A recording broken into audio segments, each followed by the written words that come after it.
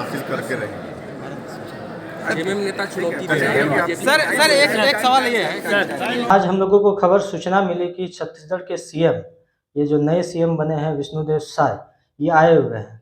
तब हम सभी आदिवासी क्रांति सेना के सदस्य वहाँ पूछे।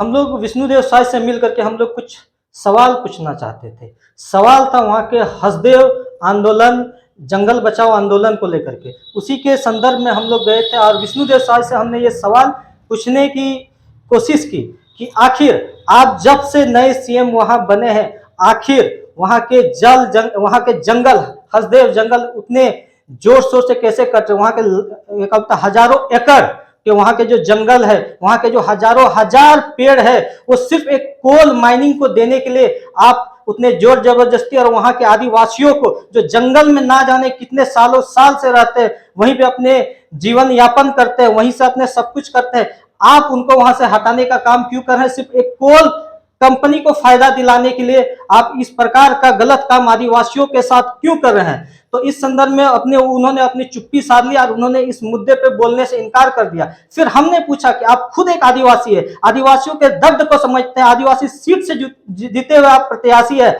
जब आप चुनाव जीत करके आए तो फिर आदिवासियों को वहां जंगल से आप भगाने का काम क्यों कर रहे हैं? आदिवासी जो कि इतने साल से रहते हैं सिर्फ और सिर्फ कॉर्पोरेट के फायदे के लिए, सिर्फ और सिर्फ एक विशेष कोल कंपनी को फायदा पहुंचाने के लिए आप इस प्रकार का काम क्यों कर रहे हैं? तो जो विष्णुदेव साय थे उन्होंने इन सभी सवालों का जवाब देने से इनकार कर दिया।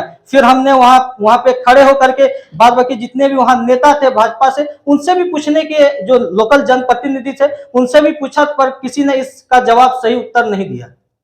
क्या लगता है कि ऐसे नेता अगर संथालपुर ना आ रहे हैं तो कहीं आदिवासी समाज अगर इनकी बातों में आ गया तो क्या नुकसान होगा? मैं वही बात कहता हूं कि इन जैसे आदिवासी नेता एसटी सीट से तो जीतते हैं, लेकिन आदिवासियों के लिए, एसटी के लिए करते क्या है? वहां खुद अपने जगह में आदिवासियों को मारने भगाने का काम कर रहे हैं, एक कोयला कंपनी को वहां बैठाने का काम कर रहे हैं, उनको लाभ पहुंचाने का काम कर रहे हैं, और यहाँ झारखंड संथाल परगना में इसलिए आ रहे हैं तो क्योंकि सिर्फ और सिर्फ आदिवासी का वोट ले सके। मैं पूछना चाहता हूं, इन जैसे नेता और भारतीय जनता पार्टी आदिवासियों को सिर्फ वोट के लिए समझती है क्या? यहाँ पर 3 कोल ब्लॉक खुलना है, क्या लगता है कि कहीं कोल ब्लॉक को लेकर तो नहीं आ गए?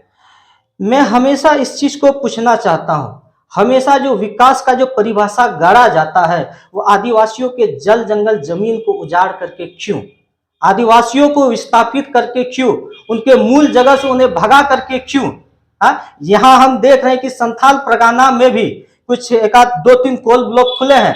हम ग्रामीणों से मिलते हैं उस क्षेत्र में, उन लोगों से बात करते हैं, उनके दर्द, दुख और दर्द को सुनते हैं, तो हमें पता चलता है कि वे बहुत ही दुख और कष्ट में जीते हैं। जो नियम और जो कायदे जो कोल कंपनी खोलने से पहले करना होता है, उन सभी नियम कायदे को दरकिनार करके जबरदस्ती वहां कोल कंपनी को बैठाया जाता है, और इसमें कहीं ना कहीं यहाँ की सरकार, जो यहाँ की सरकार है, यहाँ की प्रशासन है, उनकी संलिप्तता होती है।